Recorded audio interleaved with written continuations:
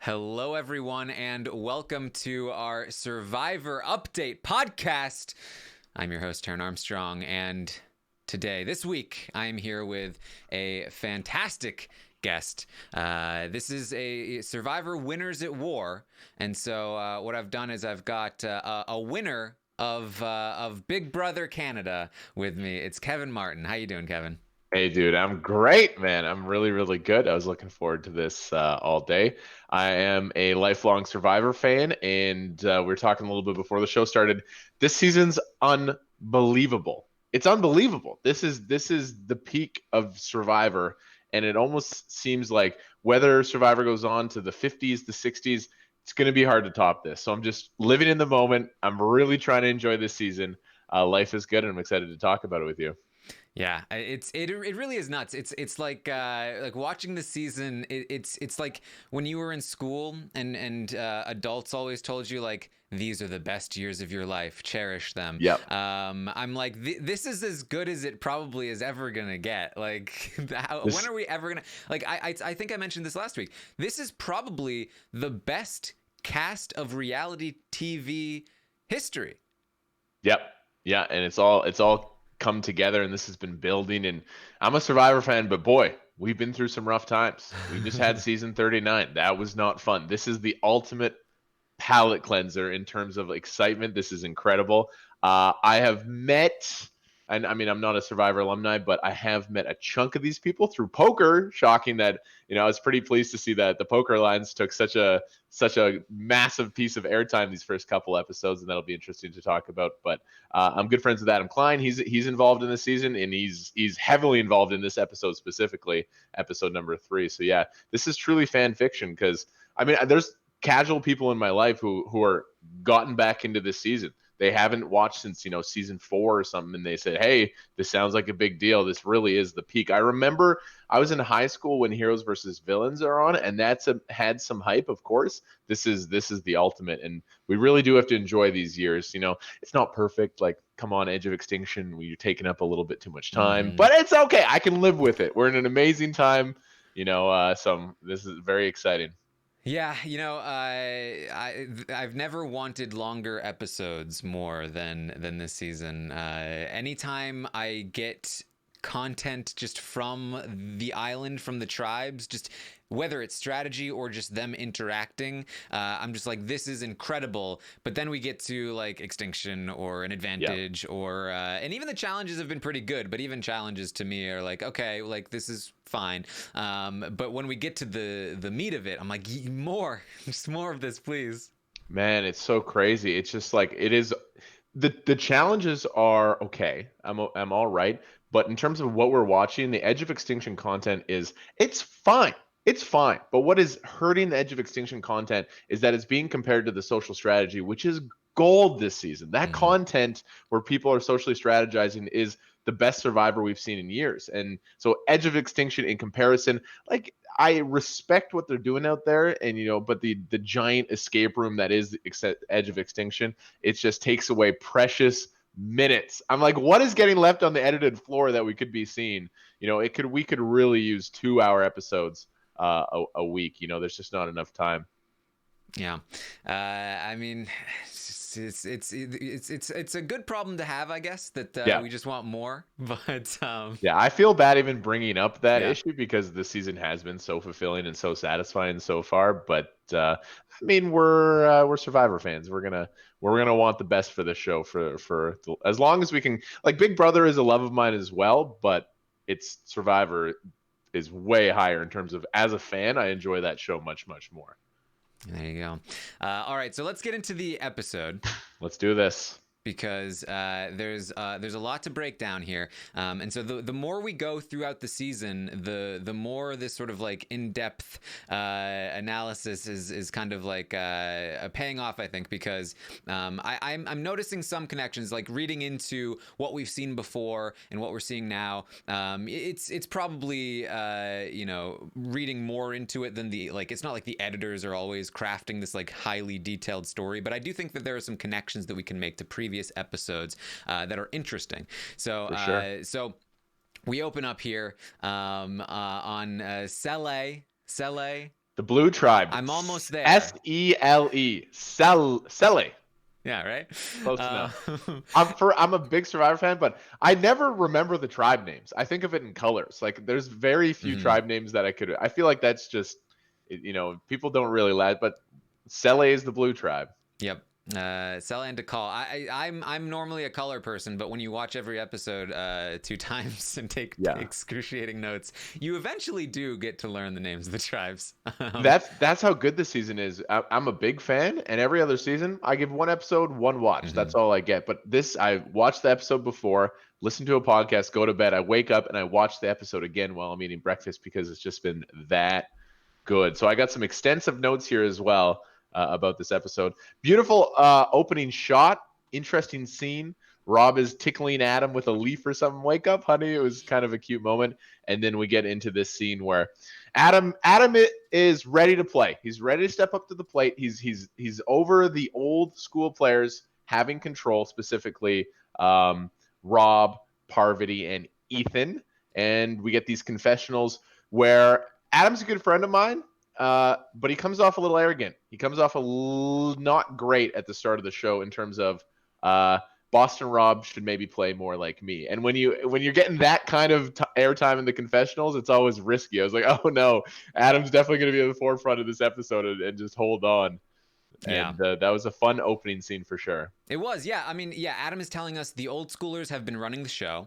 And this does seem like a departure from the previous episodes where there wasn't a lot of concern about the old schoolers from anybody but Ben until we saw Danny basically out them. And so the question kind of became like, how impactful is this going to be now that she's outed the old schoolers as a thing? We saw Ethan in particular really be able to be in on a lot of the conversations that were happening throughout the tribe, despite the fact that he was a quote unquote old schooler. And I think that right away we're being shown that this actually has done a lot of damage, that this is now, Adam is now saying, old schoolers are not only a thing, but they're running the show, and this is no good. Yeah, he says this is not Redemption Island. This is Winners at War, and Rob needs to adapt and play more like me. Yeah, that whole confessional was great, but the last sentence is Rob should play more like me. I was like, oh no, that's not good. That made the cut, you know. And so it's really really interesting. It's interesting, kind of tying back to last episode. So Danny was an old schooler, but she seemed very volatile. She wasn't very included, and they passed. They said, okay, enough of Danny. Let's let her go. And sure enough, obviously jumping to this episode, it really showed that the old school that three really lost control. You know, this episode they really had very little power. It really was out of their hands. Boston Rob tried; he tried frantically, but it was pretty clear from the get-go. The power in the Selly tribe really resides in the new players, which is Jeremy, Michelle, Denise, Adam, and the fifth is Ben. Those are the people. Shout out to Ben, by the way. How is Ben included in every single conversation? Ben's a guy who doesn't get a lot of love in the Survivor community. He's had a great 3 episodes, strategically, socially. You know, Ben is not the most eloquent. He's not going to spill these beautiful sentences about social strategy, but he's in the mix. He seems to be included in a lot of the conversations. So he's coming out of the gate really, really hot, and I'm very happy for him because he was probably the most disliked winner in terms of their win and how people remembered it because of the fire making challenge, and that was very controversial. But so yeah, out of the gate, it seems like the old schoolers are in a bit of trouble. Mm-hmm.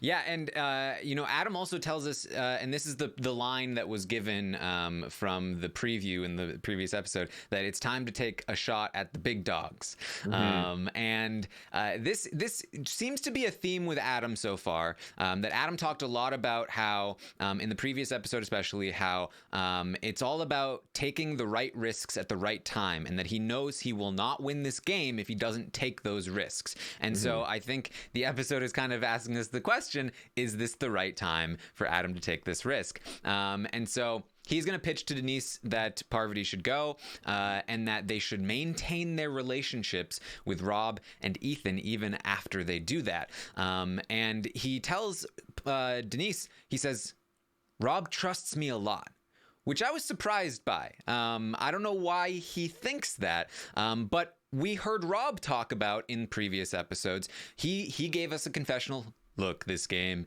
is all about relationships.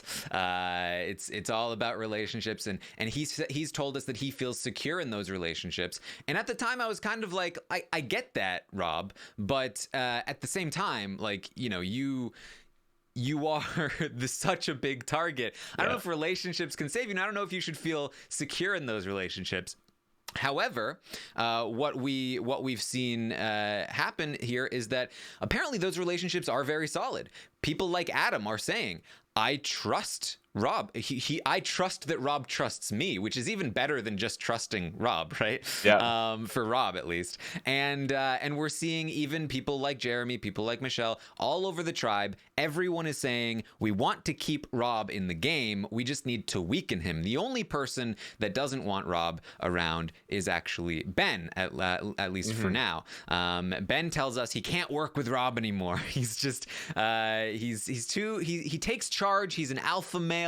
And he doesn't want him here, but Michelle and Adam feel that Parvati is more dangerous. Michelle says, we'll be able to pull Rob in after we take out Parvati. So Rob is clearly doing something right with his relationships. Yes, he's he's the ultimate meat shield for Jeremy, right? He has what's been shown that the cast saw that giant head from season 39 before the game started. That was pretty clear. And it surprised me that Ben really was the one that was adamant of like, let's get rid of Rob. Ben was really over Boston Rob at this point. We saw in episode 1, Ben was a victim of the Boston Rob magic, and maybe, you know, Ben just doesn't want to blah, blah, blah, spill all the information anymore. That was an incredible scene. But you're right. It seemed like the majority wanted to attack that trio of Ethan, Rob, and Parvati. Most of the energy was going at Parvati, with the exception of Ben wanting to go after Boston Rob. But it seems clear. There's 8 people in the tribe. It really seems clear that there's 5 new schoolers, 3 old schoolers. And as we see, I think it's before even commercial break, we see the scene where Adam goes to Ethan, correct? I think that was before the first commercial break. Yes. Adam goes to Ethan. Yep. And this is like the call, the game plan. You know, you have a timeout. The coach has the clipboard. They write up the game plan. The game plan was correct. He had the right idea. The execution really struggled. As soon as Adam went to Ethan, I asked the question of, why was this necessary? Why does Ethan need to know of this plan? I could kind of get behind it, you know, if they have a good relationship, but it isn't a very like, Ethan is an old school player, and it seems like the old schoolers really do have that loyalty in their blood a little bit more. The new school game is more fluid. It seems like the voting blocks, that's not how the old schoolers seem to play. They really lock in with relationships. So Adam's read to go to Ethan seemed suspect. I could understand it. I could get behind it. Later in the episode when he goes to Rob, that was mind-blowing, and we're going to talk a lot about that conversation, how bad that went. The game plan was good. The execution from Adam started to fall apart right at the start of the episode too. This all happened in the first commercial break. It was so much content right away. It was an incredible episode. Yeah, and he even tells us later that this is something that he did on his original season. Yeah. And it didn't always work for him on his original season, but sometimes it did. And so I think he felt that this was the time. He tells Ethan that he tells us that he knows this. People will think this is stupid. I know, but trust me on this one. I need Ethan in my corner if we take out Parvati.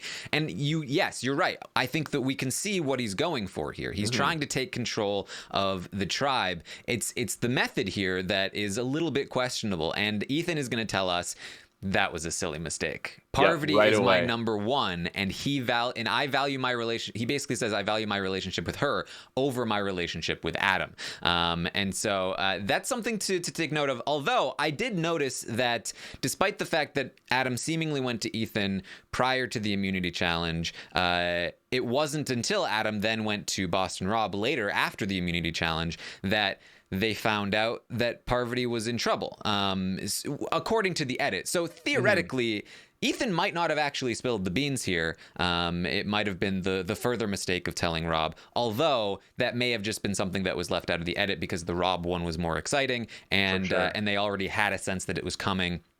And then they were surprised that Adam actually had the gall to then tell Rob as well.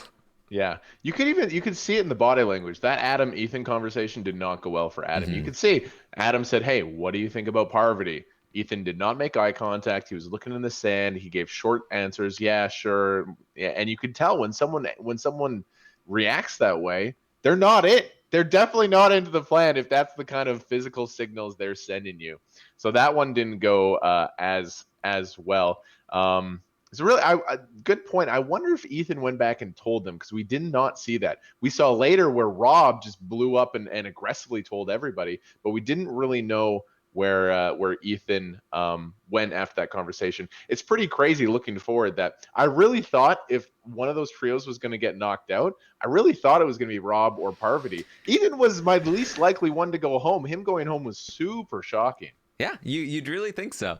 The only other thing we learned here before we switch up to the next tribe is that Denise is going to quickly tell us that she has been bequeathed a fire token by Danny, and she also now has the full idol because Adam gave her back his half of the idol. I didn't even realize that this was an option, that she had to give it away, but then it could be given back. And so she now has a fully functional idol to herself, and Adam is left without an idol, which actually does kind of matter by the end of the episode, given that they vote differently.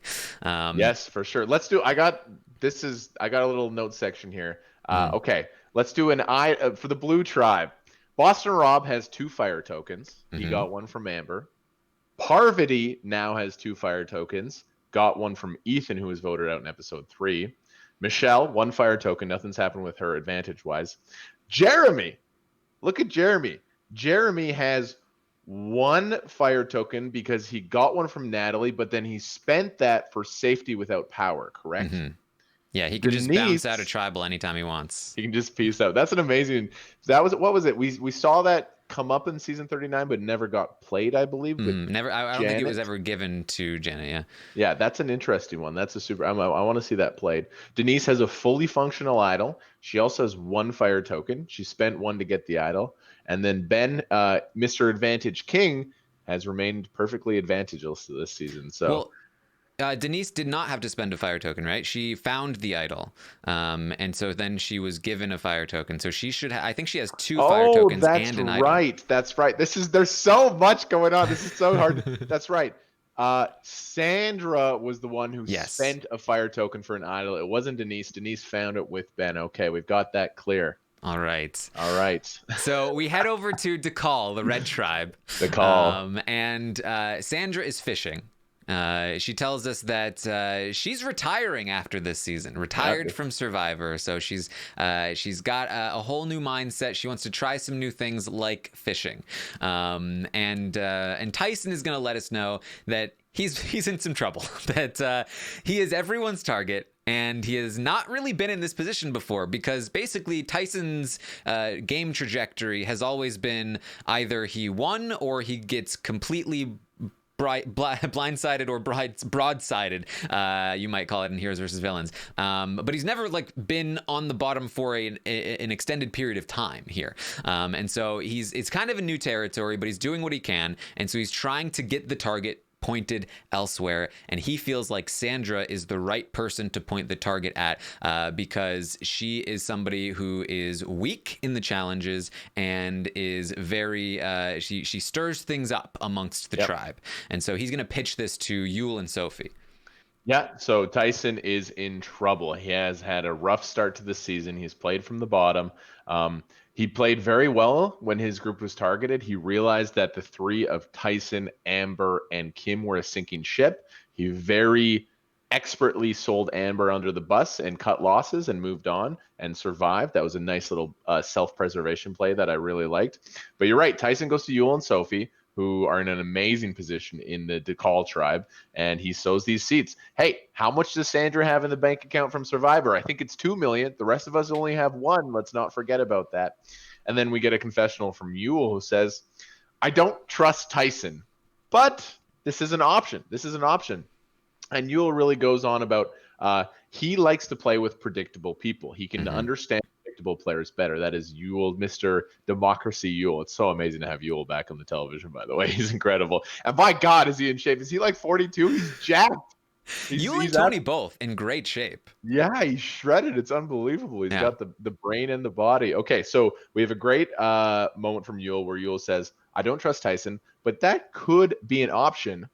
But then Yule goes right to Sandra and tells Sandra Tyson is coming for him. And then we get this amazing confessional from Sandra. This is peak Sandra. When Sandra knows someone is coming from her, that's when she really plays the best. Rob on RHAP has said this multiple times. Sandra needs that other entity. Sandra operates amazing when there's a Russell, a Johnny Fairplay, a Game Changers was Tony. Is it Tyson? Now it might be Tyson. Oh no. Tyson might be the next one of Sandra's enemies. She sure seems fired up. So they have this amazing. Oh my God, the shark scene's incredible. So Sandra sets up this net, catches a shark, and then my favorite part of the whole episode was Tony's baby shark, Sandra shark, and he grabs it. It's hilarious. They have an amazing shark breakfast. Just the Tony content. It almost took my arm off. Dude, your impressions have gotten really good. You've been practicing. I mean, you see these players every season they come back. You get more practice. It gets better and better. I've actually never done Survivor impressions. It's, I'm sure, a pale comparison to Rob. Yeah. But I try to match the intention behind it rather than like all the details. For sure. But yeah, I actually really liked what Yule said about wanting to play with people who play rationally, because that's actually what I've always said about, like, if I play Big Brother or Survivor, I want people around me who are other fans of the show who will play a rational game, because it's, as he said, much easier to predict what they'll do. You know that they're going to act in their own best interest in an irrational way, whereas somebody who is irrational might completely misread something or just think that one thing is in their best interest, but it's actually completely not, and it completely tanks you both. Interesting. And so clearly he sees Sandra as somebody who is a little more on the irrational side of things versus Tyson, who he feels is a little more rational and can he can play off of that a little more. But we also know that Yule went into the season already skeptical of Tyson, worried about his connection with Rob, and Tyson was actually the person that he wrote Tyson's name down in the, like, who would you vote off sort of thing. So I think that he is very skeptical of working with Tyson moving forward, but it was, I think, an argument that did strike some notes with him. And also, it does relate back to something that we saw in episode 1, which is that Amber actually was the one that told us, hey, Sandra, you can't trust her. She rats people out, she causes division, and we're seeing Tyson basically make that same pitch to Yule. I also thought it was interesting that he mentioned that Sandra is weak in the challenges, and then later on in the episode we see her sit out of the challenge. I do wonder if that's going to come into play in the future. Isn't Sandra like a puzzle queen though? Isn't she really great at puzzles? I mean, I guess it doesn't matter if she sits out of the challenge. Yeah, it's really interesting. So I'm really into like sports analytics and the value of certain things in different sports. And I've always been curious about like Survivor analytics. In my opinion, a puzzle solver is the most valuable challenge person you can have. The margin of time spent on these physical portions. Well, in this challenge, Rob got tangled up with that little cat ball thing, so that did cost him a little bit of time. But if you have a person who's really good at puzzles, I think they're a very valuable person to have in the challenges, regardless of their physical strength. So that was an interesting comment there. It really seems like Tyson is trying to get any footing. Hey, I'm in bad trouble. Who can I throw under the bus? And he decided to go off of Sandra. That was his best call. But it seems like Sandra is really kind of in a pretty good spot. I'm looking at the Red Tribe right now to call. They have 9 players because Amber was the only one voted out. Let's break down the dynamics here a little bit. It seems like it's Yule and Sophie are a power pair, and they are working alongside Nick and Wendell. Yes, who we've heard basically nothing from. Basically nothing. There's too much. I mean, we got 20 players. We got Edge of Extinction. We got blah, blah, blah, blah, blah. We got a confessional of Nick going, Yeah. I think he's had 2 confessionals total. One was, and one was, in my opinion, these fire tokens will be important. That's right. Poor Nick's hurting for content. But I mean, there's It's too much, rough. dude. You only got 42 minutes. Yeah, I laughed. I made a mental note. I was like, Nick, what did Nick do this season? That was pretty funny. So that seems like a power four. And then you Hmm. have this other faction that is Sandra and Tony and Sarah seems to be a bit of a trio. I don't know. We haven't seen too much Sandra and Sarah Yeah, connections, but it we seems like they're yeah, we saw Sophie in the first episode say they were the gritty group that's who've right, the worked, gritty group. who've played together in the past, Mhm. but we haven't really seen them work together in any scenes up until this point. We've only really seen Sarah and Tony together. We haven't really seen Sandra work with them. And one thing that I did find interesting about Yul talking to Sandra is that when he says, "Hey, I want to let you know," Tyson talked about targeting you, and his pitch was that, "Hey, Tony and Sarah would definitely be on board." And I found that interesting. I wonder if that is actually true. If Tyson has ingratiated himself a little bit with Tony and Sarah, and that maybe they don't actually see themselves working very tightly with Sandra, or maybe they're just giving Tyson lip service, or maybe Tyson is just pretending to have people on board to make his argument seem stronger. Mhm. But I did think it was interesting. Yeah. Well, we don't know the details of this Dakal tribe as they just haven't lost many challenges. We just Hmm. don't know as much about them. We have more information about the Blue tribe because we have seen them go to tribal more often. So I'm a little bit interested. Question, did I miss something? Last episode, Kim gave half an idol to Sophie. We see a scene where Sophie says, "Ha, that was a mistake," twirling her mustache, her evil mustache, which is amazing. Sophie's been amazing this season as well. Did Sophie return it? What's going on with that idol? We heard We nothing didn't about it. We saw we nothing from Kim or Sophie this episode. so as far as we're concerned, Kim does not have an idol yet. It's still half and half. Correct. And it doesn't seem like Sophie's going to give that back to Kim, by the way, from the content we got. So Does that's not going to seem be like okay. it. Okay, we did not see that. Furthermore, Sarah had a big episode this time. Sarah, I mean, I'm skipping ahead a Well, yeah, little bit. we have to visit Extinction first. Let's go to Extinction Island. Let's go hang Um, out with Danny. Let's go hang out with hey, they're Amber. fishing. There, yeah. Oh, Danny caught a fish. Woo! Oh, guess what? There's a new scavenger hunt. Let's all go find the Oh, thing. okay. There's a tree. There's a white tree on the Hey, top of this is the a puzzle to island. solve. Oh, shells. Yes. Fantastic. All I right. mean, it's fine. It's fine. I know I'm giving them a hard time. It's fine. Credit to Natalie, though. Natalie Mhm. is still ahead of the game. She's balling. I noticed right away they said they got that clue with the tree.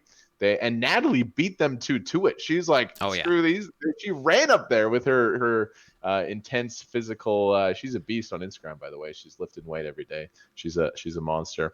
So she runs up there. She's playing super hard, and then they guess birthdays. They try to figure it out. Then Natalie realizes it's the shells. The Mhm. shells are in certain increments. She gets the code. She goes and gets it. And this is interesting. So she gets an advantage that is she can steal a vote to someone in the game. Mhm. Okay, explain this to me. So she sells it, and then if they buy it, she then receives their fire token. It's actually a transaction. Correct. All right, interesting. I don't think they know who it's coming from though. They don't And know I don't who know. it's I don't know coming if they from. even know it's going to somebody on Extinction. Actually, it's based on what they read. It's like you will have to pay one fire token for it. But I don't know if they're being explicitly told that that fire token is going to somebody on Extinction. It might be the case, but it's not something that I've noticed. But definitely a great episode for Natalie being Fantastic, yeah. somebody who's already been voted out.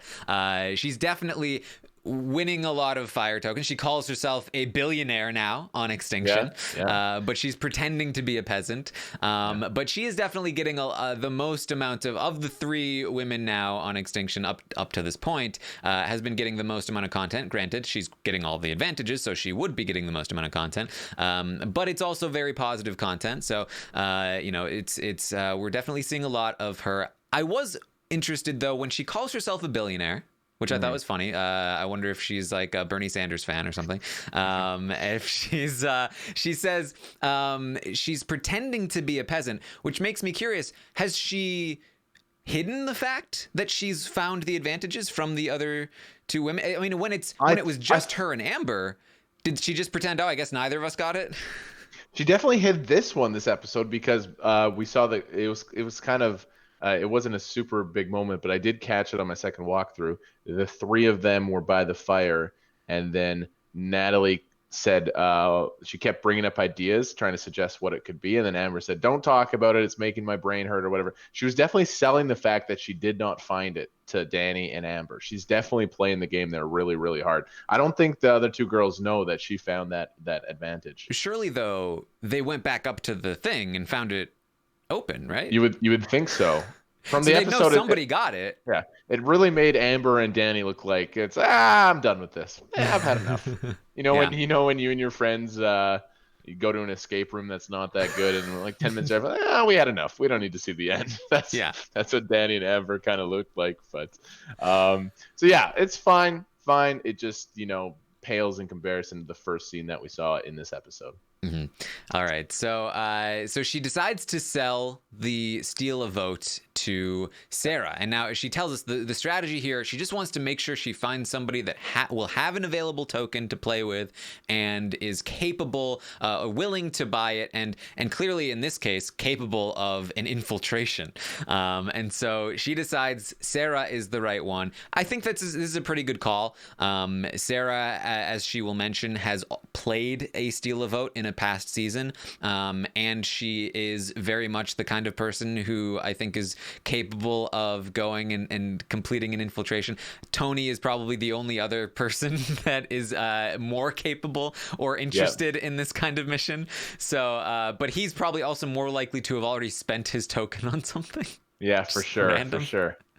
But yeah, so she has to sneak into the other tribe's camp and steal a vote from one of the torches and then come back. I don't know if, like, my main question here is what happens if she gets caught? Like, I'm so curious. are they just like, Natalie? Well, yeah. or sorry, Sarah? Well, it was impossible to see her with her camouflage, so yeah. They were, who's there? Oh, I can't see her. The camouflage was amazing. I love that she recruits Tony. He's leading her through the forest with a stick, and then he's got to put some ash on her skin to camouflage. It's to camouflage you. And he has to. They have to spit in it in order for it to stick to her skin. And then my favorite part. One last piece of advice from Tony. Don't say nothing to nobody. As though that's not the point of the mission. Yeah. Yeah, as though she's gonna like walk up to like, hey Ethan, I was thinking. Man, this is more great Tony content. The producers are just salivating when this is amazing because Tony, amazing first season, one of the most legendary wins ever, flopped hard in Game Changers, and he has come into the season with a lightness about him, something that has sparked off the television, and he's in a fantastic position. This is amazing. Tony plays a goofball. He knows how to create content on the show, though. He knows that if he does funny things, the ladder, the shark, the camouflage scene had me dying. It's like from The Lion King when Simba gets a little bit of like dust on their forehead or something. It was so funny. And also credit to Sarah. Sarah has always been such a savage, such a villain on the show. In Game Changers, she was cutthroat. She's having fun. That's a scene where she got involved in, and that shows a lightness to Sarah Lucina. Because with Sarah, we always saw in Game Changers, everyone came out of that game being Sarah's my best friend, Sarah's my best friend, Sarah's my best friend. We didn't really see that on the show. We're like, what is going on here? Really? Sarah was your best friend? Because on the TV show, she was always so serious, so not having fun. And then credit to her this season. I did not take Sarah Lucina in my draft. I thought she was going to be a pre-merge brute, and she's been one of the biggest surprises. Credit to her for having fun here, and now she has a steal a vote advantage. Yeah. But I am curious, Taran, what if she just like walked in and woke everyone up? Hi guys, like hi. Right. There's an advantage here. I just wanted to say hello. Like, what if she woke everyone up? Does it disqualify her from getting the advantage if she gets caught? And then in which case, like, what qualifies as getting caught? I don't know. We saw this last year, season 39, with Vince, I believe, had to sneak into the end. We'll never know. I'm so curious. What if somebody wakes up, but we'll never know. Yeah, they have to just keep doing it until somebody finally gets caught. Yeah. The camouflage was one of the highlights of the episode for sure. So Sarah Lucina now has a steal of vote advantage, and as we know, she knows how to use this. Hey, this is a tool she has used successfully before. She got Michaela voted out in Game Changers with this. So, it's like a samurai who's spent 18 years with their katana. They know how to use this weapon, and Sarah Lucina has the. And then we go into commercial and we go into a challenge, Yes. immunity Well, challenge. one more thing about Sarah. Yes. You talked about how she, in her previous season, a lot of people, oh, my best friend is Sarah. There's a secret scene where they're doing Tyson's hair, Oh, and she has a confessional in the secret scene where she actually talks about making friends. She says that she feels she's building friendships, not only relationships, but that she feels like she's actually forming some friendships on the tribe. And she talks about the importance of basically having maintenance on your relationships, which is actually something that I feel like we saw Parv kind of drop the ball on the previous episode with Danny. So I thought it was very interesting to hear that from Sarah, because I agree. I think especially watching Game Changers, which was such a dry season in terms of like understanding the real dynamic of what was yeah, happening, it was very hard to understand why Sarah was finding so much success, especially when she comes off as dry in the confessionals, but I think that there is a different side of her in the camp life that we don't get to see very often, and sure. I think that we see a little bit of that in that secret scene. Yeah, it's nice. Good episode for Sarah, and she's off to a great start. Will Cops R Us come tumbling down? You tweeted this out. I love this. Tony voted out Sarah in Cops R Us, and he's using the exact same name. Like, it's amazing Right. that they just go back to the well. It's hilarious. All right, so yes, we get to the immunity challenge. Mm, No reaction really from losing Danny. We see Sandra sit out. The challenge, we start with some Ninja Warrior. yeah, bang, bang, Back bang, and bang. forth. A couple people fall. I love how I think Adam fell, and then He he rinsed decided to go right straight. through the middle. It's just like, no, Adam, go around. So But what are then you doing?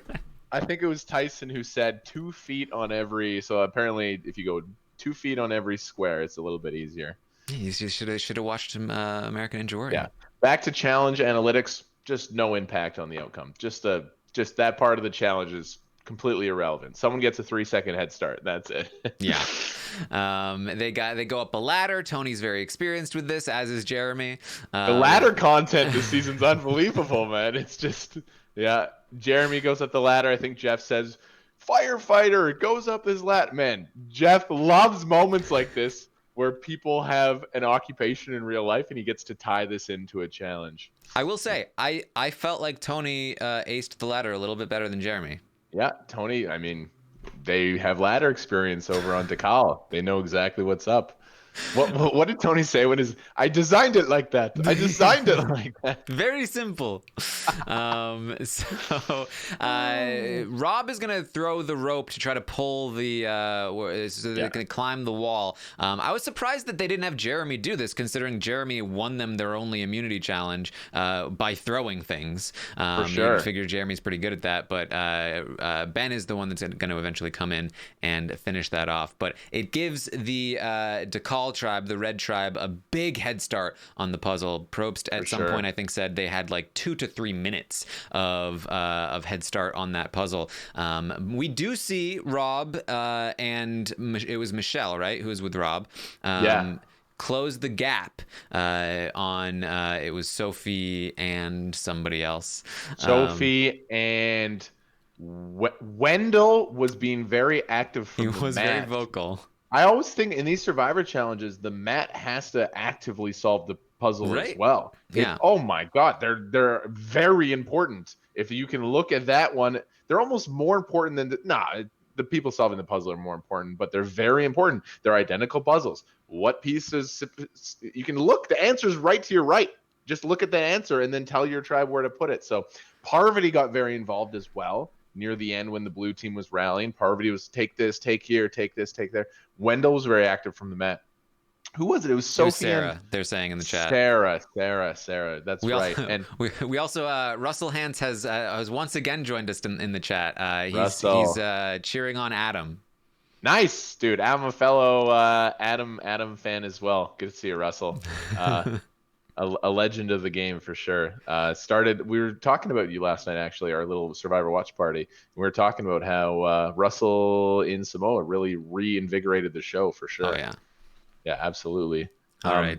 So anyway, the challenge comes down to the last piece. Very, very, very exciting. Sometimes these editors they edit it to Mm-hmm. feign that it's close, and but this one you could tell when they have the wide shot and you can see how close it is. Then you know, oh, this is actually close. When they're cutting back and forth, it's like, okay, is it really that close? You know, Yeah. that's the The key Amazing there. Race kind of thing where it's like Oh yeah, oh, they're neck and neck, and then like no, then an hour later they show up. yeah, exactly. Yeah. So DeCall is going to end up taking this one, and that means that Sele, the Blue Tribe, is going to be heading to Tribal once again. Before we cut to commercial, Denise tells us this is a critical vote. It could really blow up some people's games. It's going to be the truth. She also What says is it's going to be Parvati, yeah. which was not the truth. Yeah, it was not the truth. What is Denise's tribal immunity winning percentage? Like She's 4% or won something? one One of like immunity 17 or something? in the history of her time on the show. Yeah, I'm telling you, Denise in tribal challenges is like 1 out of 15 or something. Like And I she's like and I think Tyson is like really up there in terms of for like sure. his tribe gets a lot of immunities. Tyson is very, very, very good at these games. So that's right. So Blue Tribe is going to go from 8 to 7. Blue Tribe is going back to see Jeff, and we're coming back from a commercial, and there's this amazing, amazing shot Great of scene. oh my goodness, this is fantastic. This is prime Survivor. This is the content we want. There's an amazing shot. We go back to the Blue Tribe. Everyone's got an old-fashioned standoff. No one wants to make the first move. Eyes are darting back and forth. And I think we got a good few confessionals. I think it was Jeremy who stood up first and went to the beach. Yeah, it's I just love this. Like the Oh shots yeah. were beautiful, the music was awesome. They cut to every single person's face, like sitting around the fire. Rob tells us this is not a normal season of Survivor. Everybody knows what they're doing. Michelle says nobody wants to be the first to walk off, but Jeremy is gonna say, I knew Ben would follow me if I got up. So, but as soon as we get up, the guns are gonna be out. They're gonna be shooting. The knives are gonna be stabbing. It's gonna be chaos, and it is. And this it's so fun to watch this tribe, and I love that every single person is on point, strategically, like ready, playing the game hard. This is great stuff.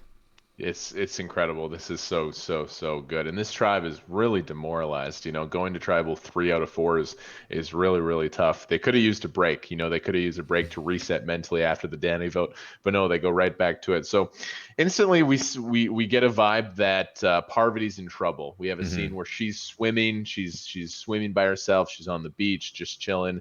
And then it seems like all 5 of those newer school players come together. They talk through the pros, the cons, and it seems like they really do want to keep Rob around for maybe challenge ability, even though Rob's he's sucked. He's kind of not done well at these challenges. That has been like the sort of I've heard that a lot. Like this, it must be challenge ability, but I'm not sure that's the case. Again, No. hearing from Adam, Rob trusts me. Hearing from like seeing what Jeremy and Michelle are doing and what they might be doing in the future. I feel like it's less so challenges. It's more so that they feel that they have a good, of the 3 of them, they feel like the best relationship with Rob, and that they can use him moving forward, and they want to keep him around for as long as possible. They just need to make sure that he doesn't have enough power to like overpower him. It's like they want the big lion as their like attack dog, but they can't they need to like keep it in the cage because it's a very dangerous animal, and if they let it have too much power, if they leave the cage unlocked, the lion's gonna eat them. So they're playing a dangerous game here, but it does seem like it's the case. And I thought very interesting here, we hear from Ben. Now, just earlier in the episode, Ben was saying, I want Rob out, but they're saying Parv, so fine. But now he's telling us in confessional, just a half episode later, Parv is the most dangerous because she can manipulate people, which is scarier than Rob or Ethan.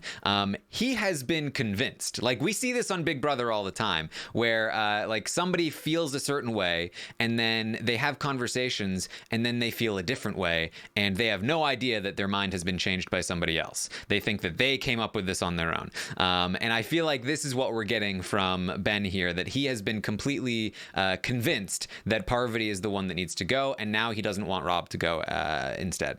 Yeah, it seems like Adam was the main person pushing for Parvati, because Adam, like you said, thinks he can trust Rob. So it seems like, hey, the 5 people, they don't have an idol. We're not splitting votes. Let's put our votes towards Parvati. Then Adam thinks, hey, maybe I can still vote out Parvati, but salvage something with Boston or Rob. So we have this amazing scene where Rob is sitting with Adam, and Rob says, "There's a confessional first, though." Oh, is there? What confessional was it? It's the worst confessional I think he has in the episode, where he says, "Oh yes, yeah. Oh," he said. He said, look, it's impossible to vote somebody off in this tribe and not piss someone else off in this group. Or is it? And he gives this like very cocky smirk, and it's like, if this had worked, that would have been fantastic. But when it doesn't work, it looks bad. It looks bad, Adam. Yeah, and obviously, I mean, we're not here to talk about Big Brother Canada. I've been there over and over and over again of you know, like, over arrogance, cockiness, and just have, you know, just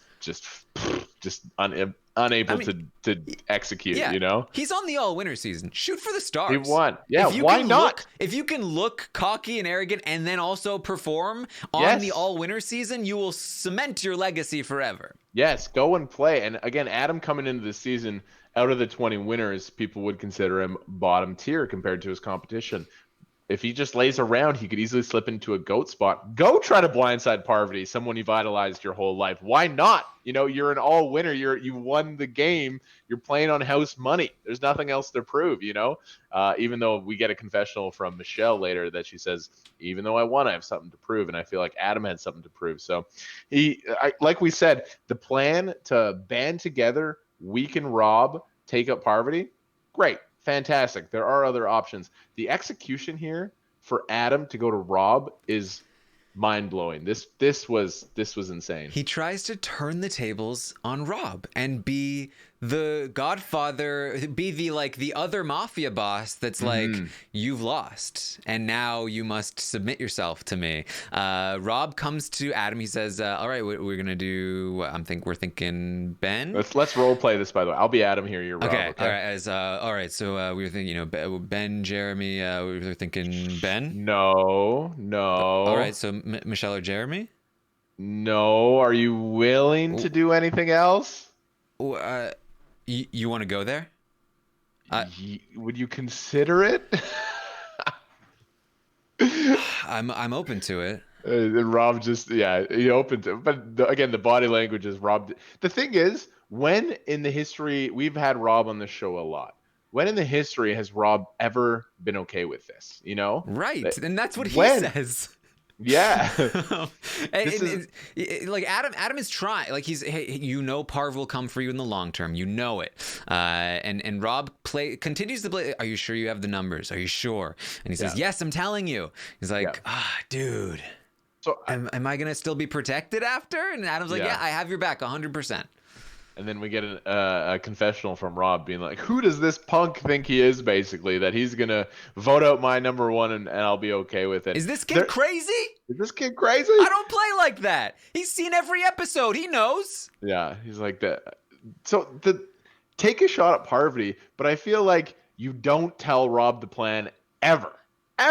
For multiple reasons. A, if he knows the plan, they are able to counter it with idols, which are almost played every single episode. You know, you can't let him know the plan. Or take out and then just mend the fence the next day. Hey, I had to do this for ABC. I hope you're not mad. I hope we can work together. I feel like telling him before is just so suicidal. It's so crazy. And obviously there's content we're not getting from the show, but after the season airs and Adam can talk more freely, I'm really curious to dive into his mind. And it was very baffling, and it made me yell at the TV, and it made me think my good friend Adam was going home this episode for sure. Yeah, Adam tells us, he says, you don't go against the Godfather, and this is a repeat of a line he said in the previous episode. You don't go against the Godfather. He says, but Boston Rob is somebody that I want to work with long term, and he says strategically telling people some truths at the right time can be very helpful. I did it in Millennials versus Gen X. It has backfired on a lot of people who've played this game, but I think it can work. And like, just watching the scene was nuts to me, to see, even though Boston Rob, you don't know for sure that Boston Rob is acting in this scene. You have a feeling that he's not going to take this lying down, but just seeing Adam being in the driver's seat, and Boston Rob sitting there being like, oh man, dude, like, but what about me? Am I going to be okay? And Adam's like, don't worry, I got you. Like, what a role reversal. It was so weird. Just that whole dynamic was just so strange. And of course, Rob is going to have none of it, and so he goes straight to Michelle and Jeremy, and this was amazing. Another great scene. And I tried to like watch the facial expressions as much as I could. Michelle starts off with, this typical sort of, your conversation has been interrupted. Now you need to make up a lie about what you were talking about. We were talking about through the whole Adam versus Denise versus Ben scenario. So apparently that was, those were the people that Rob was talking to, Jeremy and Michelle. Oh, it's either Adam, Denise, or Ben. He was talking to Adam. It's either Jeremy, Michelle, or Ben. And so clearly that's why he wanted it to be Ben. But Rob interrupts her. Never mind that. I know bullshit. That's fake. That's fake. That's bullshit. I know what's up.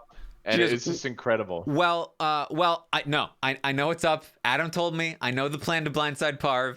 And Jeremy, cool as a cucumber. He's like, he gives Rob a wink, and he's like, it's not happening. Parv is not going anywhere. Jeremy, in my Survivor draft, Jeremy was my number 1 overall pick. I think he's just a perfect Survivor player, perfect for the season, and he's come to play. Oh my God, episode 1. Gets blindsided, loses his best friend. How does he respond in a professional Survivor manner? The way this dude has, as cool as a cucumber, put himself in the middle of the tribe. He's social. He's not the most social. Physical, not the most physical. The dude is just destroying it. I'm so happy for him. I met him one time. I have a funny story where this is bad. I might not actually say that story. It's very embarrassing. Anyway, Jeremy is the best. So I thought, I knew he was a Survivor player. I thought he was someone else, and I was like, "Oh man!" And then he's like, and then I realized, like, "Oh no, you're Jeremy Collins." Anyway, I've confused him for somewhere else. It was so embarrassing, but he's so good, man. His wink to Boston Rob to calm him down and say that's not happening. Jeremy always speaks at the same volume. Has he ever yelled on the show, or only, has he ever gotten in confessional when he's done, when he's annoyed about all the dumb people on his cast? Yes, man. These people are so dumb. I love this guy. This guy is so fun to watch, and he's awesome, and he's doing amazing. And you're totally right. Like, I've met a lot of Survivor players, a lot of Big Brother players, and certain, often winners, certain players will they have something about them that you get into their presence. It's usually like an awkward conversation because it's at a loud bar and you don't know each other and you're just kind of saying hi. But there are some people who are just immediately able to put you at ease. They just have something about them. Dan Giesling is one of these people. You are one of these people, Kevin Martin. Oh, thank you, dude. And Jeremy absolutely is one of these people. I can't accept. You can't mention me among those other people. I can't accept, but I do appreciate it. In terms of just like warm, friendly sort of atmosphere that you exude, you put people at ease around you. I don't know if you were that good in the house at it, but you were very good outside the house. Definitely not. Thanks, dude. That's funny. But yeah, Jeremy's definitely one of those people. Yeah. He definitely is, and it obviously works for him on Survivor as well as outside of the island. So he says, dude, it's not going to happen. And then we get an angry confessional from Michelle, basically saying, what the hell, dude? What, Adam, like, what are you doing? We had a plan, and Adam sold Jeremy and Michelle under the bus. Michelle is pissed. Yeah, and Rob also, before he leaves though, he pitches. He said, well, can we do Adam? And this was kind of bad because Michelle says, fine. Yeah. And Jeremy's like, I guess we could. And Rob's like, okay, we're good. And then he brings Parv in, and Parv's like, are you serious? He told you about this? And Parv tells us it has to be Adam because he's coming for her. And then we see another scene where Michelle and Jeremy again agree with Parv there. Yeah, we're gonna do Adam. So they did eventually enthusiastically agree to this, but it was very clear from the initial sort of agreement that this was not going to happen. Yeah, no, it was definitely pretty clear. And yeah, you're right. Parvati wants to chew up Adam's bones and spit him out on Extinction Island. That's correct. Yeah. So Jeremy and Michelle start talking. Jeremy says he'd like to weaken Rob. Michelle agrees. It has to be one of them. But she says going for Parv means rocking the boat. And this really brought me back to some previous stuff. This conversation in particular really struck some chords with me from things I remembered about previous episodes. So one of them in particular was in episode 1, Jeremy says in confessional, you don't want to rock the boat. Sometimes when you rock the boat, you fall out. This was also in reference to Adam at the time. Yep. And so we're seeing again that the Parv move is being described as rocking the boat. And Adam is the one doing it. And this time he does fall out of the boat. And so we're hearing this. Jeremy says Ethan would be weakening Rob. And this is when Michelle tells us it pisses her off that Adam would go scurry over to Rob. Definitely hearing some rat language there, and tell him the whole plan. So she says to Jeremy, let's give Adam a taste of his own medicine. He thinks he knows what's going on. Let's prove to him that he does not. And again, in a previous episode, in the previous episode, Jeremy talked to us about his desire to be the one in control. He doesn't like it when he's not running the show. And so we're definitely seeing here, this is a pretty direct, one-to-one thing here that clearly Jeremy wants to be the one in power. Michelle also talked about wanting to prove herself. She wants to be in power. They don't want to let Adam run the show. This is not Redemption Island. This is a tribe of winners, and they all want to be the top dog. For sure. If I had to give a fishy for this episode, give it to Jeremy, dude. Unbelievable play from him. Michelle would be number 2 for me about who had, and Sarah Lacine is up there as well with her. So those are the top 3 people who I think had the best episode. It's crazy because Adam does survive, but this was rough. This was tough to see. This was I don't know what the correct word is. And it's sloppy, I guess. It was just sloppy. It's too much. You have a plan for him to go to Rob and think that he could do this was optimistic, let's just say. Yeah, and I mean, I think again, it's just like I think especially on a tribe of winners, like if you play big and you mess up, it's gonna look bad because any wrong move is gonna get pounced on. You can't get away with little mistakes like that. I feel like perhaps Adam in Millennials versus Gen X, when he used this sort of radical honesty strategy, it did work sometimes. It didn't work at other times, but he was able to get away with it when it didn't work. It didn't cost him too much. Yeah. I wonder if that will be the case on this season. It certainly is going to cost him here. We'll see what happens long term. The final portion we get here before Tribal is that Michelle is going to go around telling everyone, Denise and Ben in particular, about Adam being such a rat. Both Denise says, "Not cool, dude." Right. What are we gonna do now? I love Denise's. Her face is so expressive when she talks. Even back in her first season, which she won, when she talks, her face is like every note she hits, and she's so captivating it when she talks. I really want to hear from her about how she feels about Adam, because she knew the plan was to keep Rob and Ethan on board, and that Adam wanted to work with them long term. So I wonder if she's actually upset with him for doing it. I wonder if perhaps she's not upset with him for doing it, but she's upset with him for getting caught, or if she's not upset at all and just playing it up to Michelle, so that Michelle doesn't realize that she's tight with Adam, and that after this vote she'll go back to Adam and be like, "Hey, this is what happened. I had to do what I had to do, but don't worry, we're still good." I'm very interested to see where her head is at.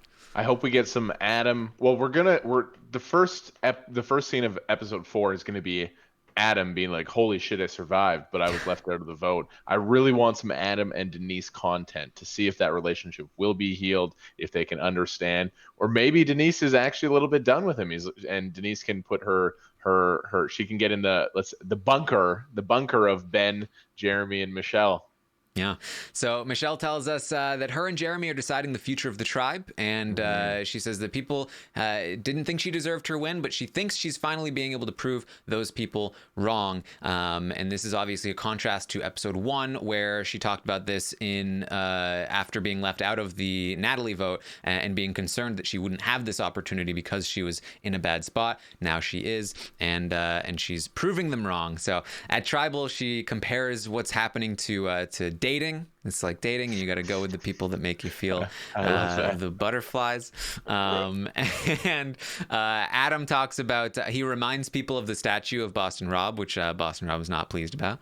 No, it's definitely not. That was a fun little banter back and forth between Adam and Boston Rob. It's like, what Adam's like, some people have a statue.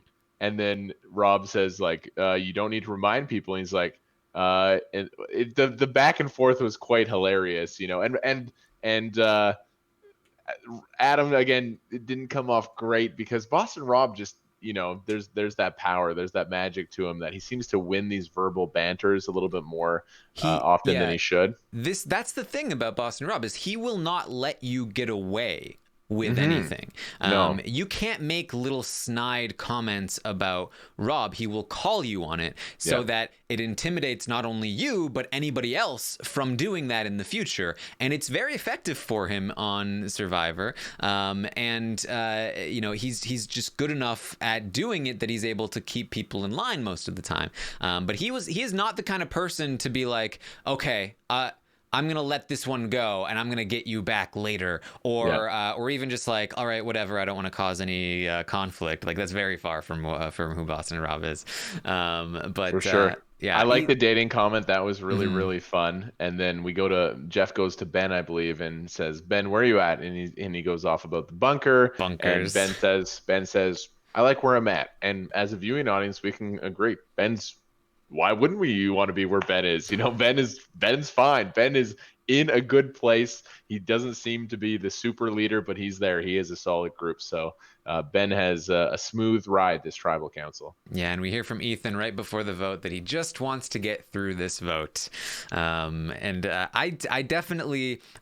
really did not know what was going to happen here. But when I saw this part from Ethan, I started to get worried for Ethan, and I was tricked by the vote reading just briefly. I knew that it would be 3 votes, but it was the fourth. It was the vote after. Is there a fourth Adam vote, or is it somebody else? I did not buy into it completely, but I thought this is definitely a possibility. So, you saw Adam definitely, like, his life flashed before his eyes. When he saw the first one, he was like, oh no. He saw the second one, he saw the third one. He thought for sure he was done at that point, and he was extremely confused when Ethan's name was read next. As long as he was extremely confused. It's a bit of a shock. I was blindsided personally. I really didn't think Ethan was in trouble. I really thought it was between Adam and Parvati. The Ethan thing, I guess, now that we're talking through the edit a little more, it's like, okay, it makes a little bit more sense, but in real time, these things are flying. It's tough to digest this all. My gut was, I thought Adam was toast. I thought we saw the Parvati vote. I thought it was going to be unanimous Adam. After that, I thought everyone was just sick of Adam scrambling. They were just going to send him home and try to go back. But you're right, the four flipped it and they got out Ethan, which I think is a really smart move for them, because where's Adam going to go? It's like, hey, we left Adam out of the vote, but he's going to come right back in. Is Adam going to go to Parvati and Boston Rob? That seems pretty fried. I don't think there's much there. So I personally, do you think that was the right move, Taran, or would you have gone ahead and taken out Parvati? So Rob? It's a very interesting move, I will say. I think that the safest move is to just go with Parvati and let Adam think that he's running the show. But For sure. like we said, like that's not what Boston Rob does. It's also not what Jeremy does. Jeremy wants to be the one in control, and it's not what Michelle does either. Now that she doesn't want to play the way she did last time. She wants to prove herself to the audience, and so. So they're not willing to play that way, and so they're going the route that I think is more dangerous, but it does have more upside if they can pull it off. So initially I was like, why go Ethan over Parv when it pisses off Adam? It still pisses off Rob and Parv, and so now you have to hope that you can hold on to the four that just voted Ethan, and that includes Denise, who could easily go off with Adam. And if Adam decides he wants to now go with Rob and Parv, hey, we both just got blindsided by Jeremy and Michelle. Why don't we work together? Hey, Denise, please come with us. Now all of a sudden you're looking at a potential 4-3 situation, and that would not be good.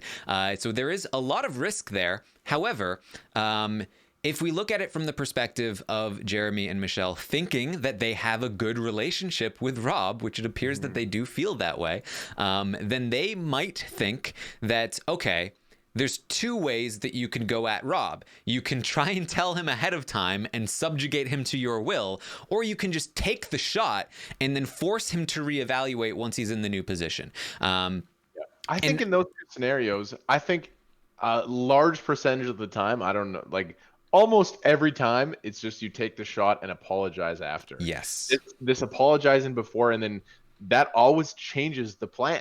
The execution percentage is never there. Yeah, it always. Plus, I feel like it doesn't actually help you. It makes it worse, I think. Yeah, because when you say it ahead of time, there's still time to change it. Yes. And so now the person that you've told feels like, I can convince you to not do this anymore. I can do something to stop it. And when it doesn't happen, they're more angry that they now had the chance to convince you. Whereas if it's now in the past, well, there's nothing I can do about it. I can either hold on to my grudge or I can try to work something moving forward. But it's a lot harder to let it go when you were just working for it and trying to talk them into something. You can always tell yourself, if it happened without you knowing, that if I just known, if I just been able to talk to them, maybe we could have worked something out. But you completely get rid of that plausible deniability if you let them know ahead of time. That's very well said. If you tell them ahead of time, they get to appeal it. They get to, appeal the decision, and then you have to reject their appeal. And it's like you said, you turn them down twice. It's even worse. It's like double the pain. Yeah. So I really think they should have just taken the shot. Let's talk about one option that doesn't seem to be on the table. Why not take out Rob here in this spot? Does that make sense at all? Because the know-it-alls had a great point. In Heroes versus Villains, they did take out Rob. Maybe if you're going to take a shot at that trio, it seems like Rob gets really protective of his allies. He gets really defensive. It's like, oh, that he doesn't like that. Maybe you just take the shot at Rob. He hasn't been an all-star in the challenges. You've lost 3 of 4. I thought that could have been on the table, but I guess they want to keep him around as a big target. Jeremy does. Yeah, I really feel like, from what we're hearing from Jeremy and what we're hearing from Adam, they seem to both have the same idea, which is I want to weaken Rob, but I want to work with him long term because I have a good relationship with him. And we know that Jeremy and Rob do have a relationship of some sort from prior to the Poker Alliance. It's got to be weakened now that Jeremy just lied to him for sure. Well, and here's the thing though, and here's why I think it makes a little bit of sense for Jeremy and Michelle, is that Rob lied to them first. He took out Natalie against their will, against their wishes, and betrayed them. And so now I do feel like they have a little bit of leeway to say, look, all's fair, right? Like, you took out Natalie, we took out Ethan, but now we're both weakened. We come together, 2 pairs. Yeah, we can make this work. Tat. We're even 1 for 1. We each got one of each other's. Let's come to Taran. Do you do this for a living? Is this your job? Holy shit! I thought about Survivor on a high level, but damn, I like some of these scenarios are really really interesting.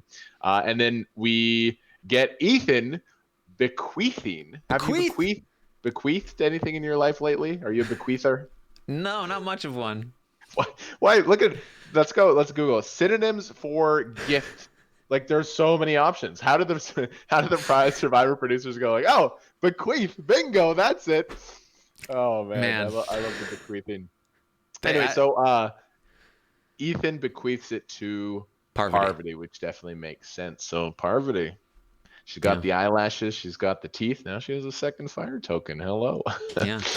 Yeah, I'm very curious to see where Jeremy and Michelle move from here. Obviously, they could just go, try to reel Adam back in, keep Denise, keep Ben, and keep going after the old schoolers. But it does feel like the purpose of going after Ethan. Now, there is also, an argument to be said that now that Parvati, Rob, and Ethan know that they're being targeted, they might use some kind of advantage that they might have gotten from Extinction, and Jeremy knows this because he was sent an advantage from Extinction, and Amber is there. And so maybe they feel like Ethan is just the least likely to have any kind of advantage to save himself. But I don't feel like that explains why they blindsided Adam as well. I feel like perhaps the purpose of blindsiding Adam was to show Rob, hey, we're not with him. We did this because we needed Ethan out, but now that Ethan's gone, we can work together. And I think it can work in the short term because Rob really might not have anywhere else to go. Same with Parv. And the risk here, like I said, is that they do go with Adam and they're able to pull in Denise. That's a risk. There's another risk, which is that you cage up a lion, you gotta be careful. And if there comes a swap or a merge, and Rob is able to reunite with Tyson, and Kim is still on the outs, and he's able to pull up another couple of people, then all of a sudden, in order to work with Rob the way that Jeremy and Michelle want to work with Rob needs to remain weakened, and he is not the kind of player that will just sit back and let the game pass him by if he has the opportunity. So it's going to be a very difficult road to walk, but I think this is the one that Jeremy and Michelle want to take. Jeremy because he wants to be in control, Michelle because she wants to prove that this is the kind of game that she can play. I hope that this is where it's going because I think it's really interesting. It is really interesting, and there's so many storylines going on that are really, really fascinating. Rob's past coming into the season was going to be difficult. I feel like it's borderline impossible now. If Rob finds a way to, I just can't see a world where Rob has a very high win equity right now. After all this has gone down, he just doesn't have any power anymore. He doesn't have any advantages. Maybe Amber can crack the next escape room on Extinction and send him something. Rob needs a tool or something to flip this around. But if I had to predict, the Blue Tribe is at 7 now. I don't think we're getting a swap next week. It seems like maybe one more round without a swap. If it's not next week, it's got to be after, right? We got to swap this up soon, you'd think? Well, yeah, I mean, next week it's at 15. And so there's 4 gone now. So next week would be 16. And so they could swap into 2 tribes, or they could wait another week, swap into 3 tribes of 5. Yes. If Sakal goes to tribal again, I do fear for Adam's life a lot. Would Denise maybe fight for Adam a little bit? But Denise just voted against him. It doesn't seem like that's as strong of a thing anymore. If they go to tribal again, I could see the 6 of them coming together. Jeremy goes to Rob, hey, Natalie's gone, Ethan's gone, 1 for 1, let's get together. I would really fear for Adam's life if they go to tribal again. I hope they don't. I hope they can win a challenge, take a break, take a breather. If Adam can take a deep breath, maybe get 6 days in the game without having to scramble, just relax a little bit, he's got a shot. But it definitely was not a good episode for Adam Klein.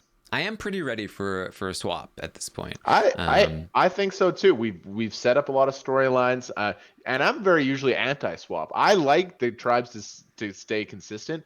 We've had enough though. I would be a big fan if we had to drop your buffs next episode. It's the right time for it for sure. We need Rob and Sandra to be on the same tribe before one of them gets voted out, so that the grudge of her taking out Amber can be worked out. There are some storylines. Like I would love to see Rob and Tyson reunite at some point. Yeah. I think that there are a lot of different things. Parvati and Yule I need to see interact. I hope. You think if they're gonna swap, the two producers can be like, can we get, two of the same color buffs for Sandra and Rob, please? Can we put that can we make that happen? The Right? conspiracy theories. I'm a big fan of reality TV conspiracy theories for sure. There's a lot of fun ones, but we really need that storyline to happen. Also, I mean, if we don't swap, please let Red go to Tribal Council. There's so much interesting stuff over there. We need a little bit I'm more just from scared them. for Tyson.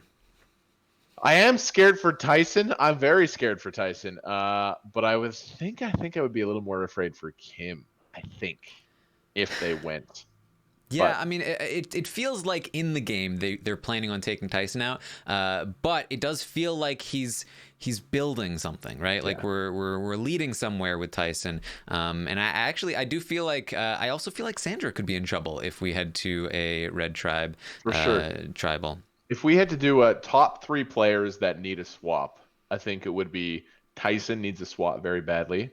Hmm. I think Rob needs a swap pretty I think badly. Parv might need it worse though. Really? It's because it's been Parv that's been brought I up all guess this so. time. Yeah, yeah. And who else from the red? Kim could use a swap Yeah, I really think like badly as Tyson, well. Kim, Parv, and Adam. Honestly, I would be the Yeah, four people I think the it would be most. pretty bad. Yule's like, Jeff, please don't stay. Yule wants the same tribe for a while because he's Yeah. in a gravy position.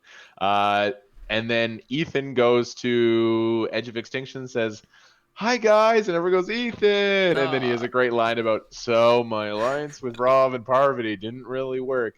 Ethan's fantastic, and then we get one final line about Ethan is mentally going to be able to handle extinction because it's perils in comparison. Everything on a reality show perils in comparison to the cancer journey that he went on, which is an incredible, incredible story. And I'm happy that Adam made it because he is a friend of mine. But to see Ethan go home, it does hurt. We've had a pretty good boot order so far in terms of the betterment of the show. It's like, I hate to say this because these are all amazing people. Losing Natalie was a little rough. I would have liked to see Natalie. Losing Amber, it's like, we can live with that for the show. It's like, okay, I think it's like in terms of characters, I was fine with that. Losing Danny, fine. It really was like Game Changers was rough. We lost so many big personalities pre-merge. I was happy with the boot order. Losing Ethan is tough, but I mean, the cast is so amazing. We're going to have a lot of heartache along the way. We're going to have some legends going home, but Ethan was really a joy. He had a lightness to the game for sure that was really, really popping off the camera. So losing him is rough, but from top to bottom, a pretty good episode of Survivor. I'm gonna give it an 8.5. An 8.5. Yeah, I gave it a 9 out of 10. I rate all the episodes Nice. I watch of everything. Oh, really? Yeah. Very close. Yeah, there's still room for that 10 out of 10, but it was I felt full. I felt really, really full, and I went to bed happy after this episode. Yeah, and to Ethan's credit, his alliance with Rob and Parv should have worked out for him, right? Yes. Like he was in a good spot, and I think that if this had not been an all winners season, that he easily could have won this game. If this had been a normal All Star season where the level of gameplay was just a little bit lower, we could have seen him really find success in the spot that he was in. But I think only on an all winner season is Ethan the one voted out ahead of Rob and Parv. It's crazy for sure. If you want to play Monday morning quarterback, maybe he could have done a little more to keep Danny. That was maybe the spot where it kind of slipped away Yeah, potentially. it does seem like the Danny exposing the old school alliance was the death knell for Yeah. Ethan's game, because prior to that, Ethan I think was benefiting the most from not being too closely associated with Rob and Parv, and that he was able to mix in with the other players a decent amount. But I think once the old schooler thing was outed, people then started talking about him as, oh, he's too linked to Rob and Parv. You mentioned relationship maintenance, which is a thing that I struggle with a lot, and it bit me a few times. And when I had a good connection, locked down good, it's like, okay, I can put that on the back burner for a couple days. No, you need to feed. It's a baby. They need Yeah. food every 3 hours. They need that Yeah. nutrient, or else they're gonna start crying, and you don't want to. That's a strange analogy, but but that's you need to constantly feed those relationships because the game is so fluid. Especially they keep talking about how fast the pace is this year, how fast the pace is. I don't really know. I've never played Survivor, but it seems very, very light. It seems like things are popping off every second or something. It Yeah. seems quick. Yeah. All right. So there were a couple of secret scenes. I already mentioned the one with Sarah. Tyson also had a confessional in the Tyson hairdo one where he also talked about bonding and saying the more that they win the immunities, the more time he has to work on people, and that's great for Tyson because of course people just love him, and so the more time he has to make them love him, then the better a chance he'll have once they go to tribal. For sure. By the way, wouldn't I mean this is very early, but what if like you will at the challenge, like, oops, the puzzle, I'm not doing very well. Oops, I kicked over the can. It's like, oh shoot, we have to send home Tyson now. Like that could be a good thing, you know? There's Honestly, I'm always shocked because in Big Brother, it's throwing challenges are a staple because there's never a team. There's never team challenges in Big Brother, so it's always enticing for individuals to throw challenge. But I'm always shocked. I really don't think the producers like this concept. Survivor's about grit, push yourself, get off the couch, 39 days on the island. The fact that someone would voluntarily lose a challenge, they show it sometimes, but I feel like they sweep it under the rug. It's like very often, or people are incentivized to throw challenges. Like that group could probably toss in the challenge and then get rid of Tyson or Kim, and that could really help them. So I'm always shocked that's a strategy that isn't talked about more. it is, yeah, it is a risky one though, especially I think, especially in a season like this actually, or I think there are a lot of players are trying to play like I think a lot of players were trying to play safe on Sele until they, now 3 tribals in, they're finally playing a little more aggressively. But I think that I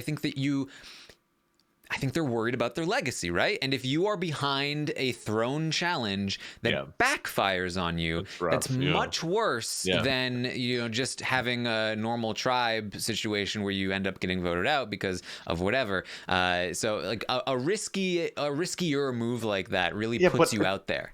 It comes down to I keep making these sports analogies. So in the analytical world of football, people have discovered that going for it on fourth down is a very profitable thing to do, and this has transferred into professional football where that it's used as a risk. People are punt the football. Old school strategy is always punt the football, punt the football, punt the football. But no, it's like there if the right decision is to throw a challenge, the risk level shouldn't dictate that.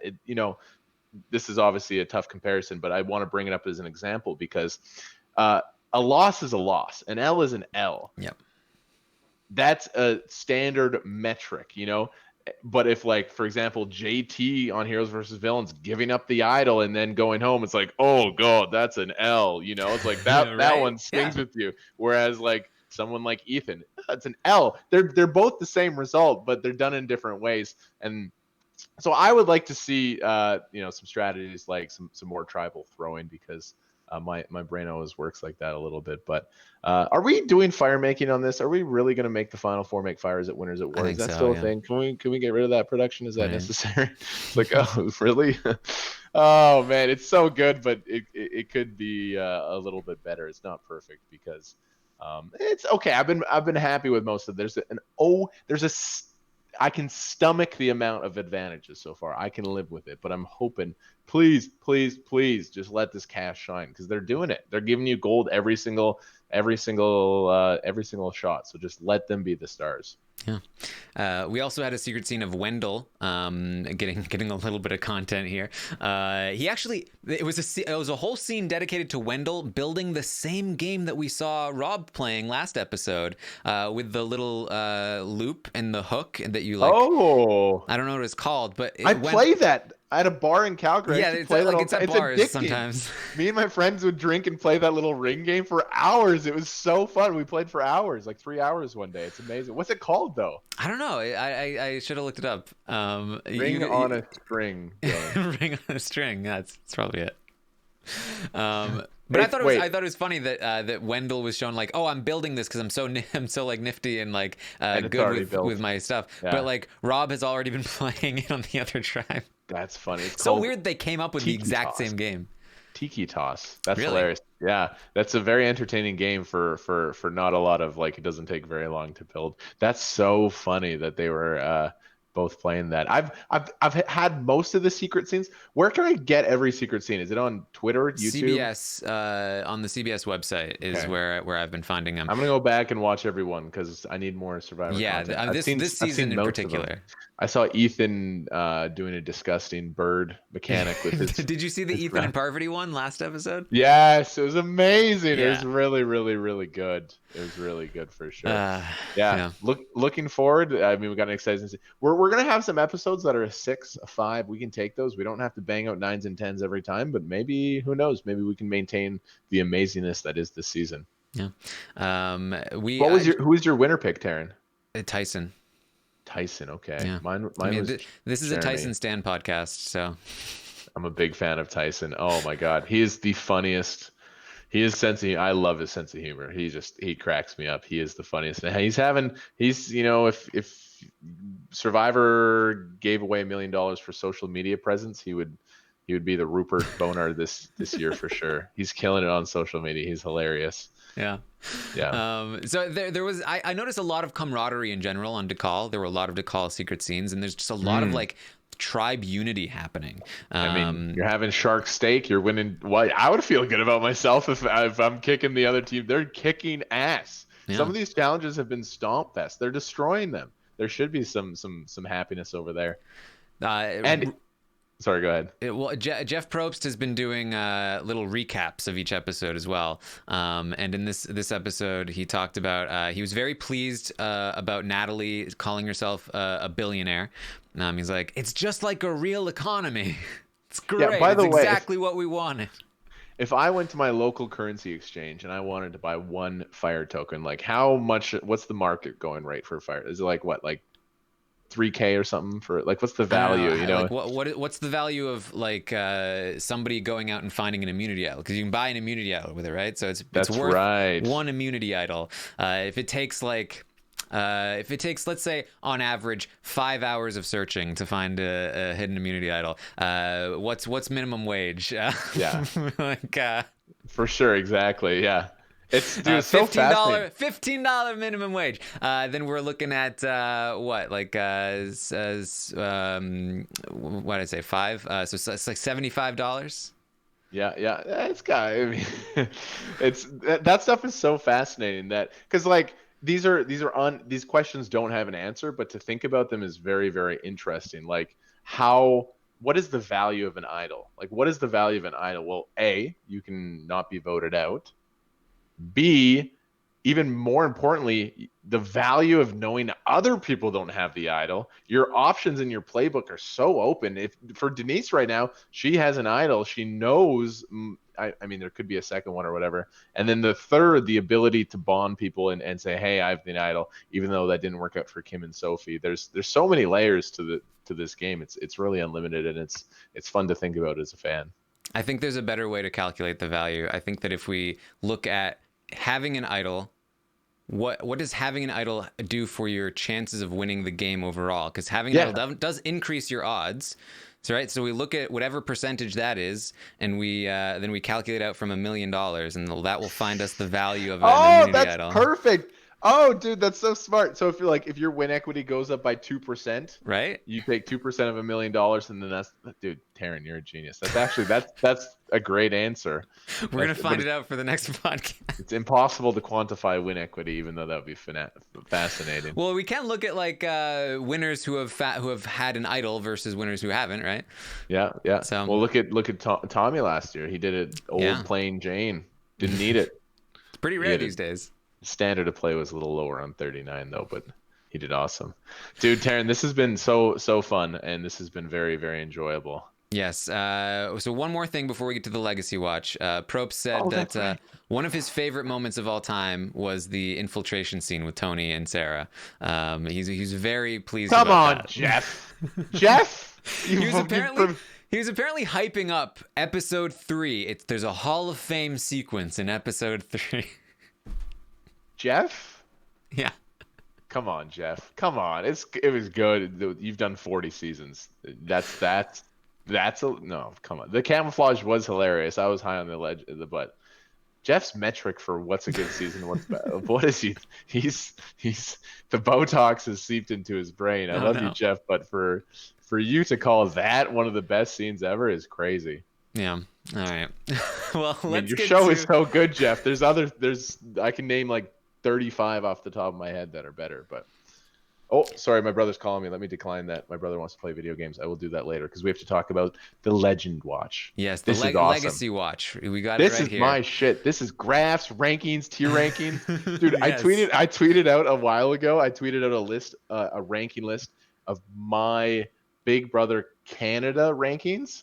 And oh shit, it's like, oh no, it's like the amount of ats and mentions and hate I got for that was like, I put myself above Ike, and some people did not like that. So I heard about that for a while, but it's fun. I love this stuff. I love this is okay, so we got Legend here. Can everyone is this in podcast form? Can our listeners see this? There are listeners. So we will be describing things as we go. But if you are watching on YouTube or you want to see the list, you can go ahead and find us on YouTube, and we do have a visual for you. I do have one update from the last one. I leave the survey up all week long, even after the podcast ends. So people can still vote until the next episode airs. Obviously, you want to get your vote in before the podcast so that we can talk about the votes. But what had happened is that Yule had previously been in the Legend tier,